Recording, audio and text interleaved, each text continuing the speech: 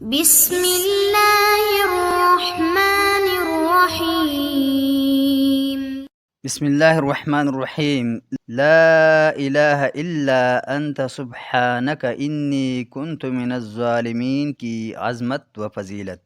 بعض احادیث میں آیا ہے کہ حضرت یونس علیہ السلام والی دعا و مناجات لا الہ الا انت سبحانک انی کنت من الظالمین پڑھ کر جو دعا کی جائے وہ قبول ہوتی ہے۔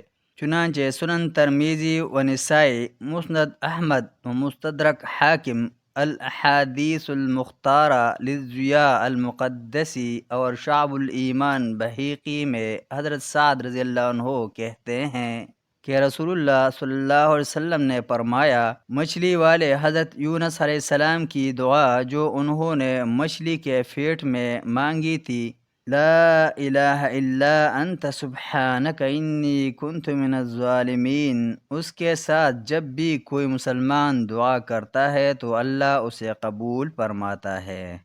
هو الاول والآخر کی عظمت و فضیلت۔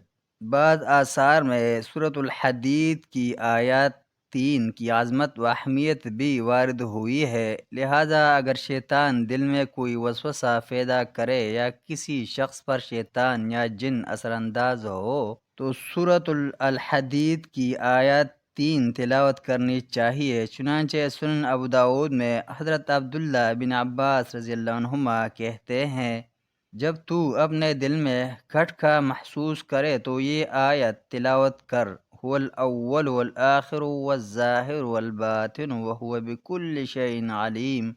وہی اول ہے، وہی آخر ہے، وہی ظاہر اور وہی باطن ہے، اور وہی ہر چیز کا علم رکھنے والا ہے۔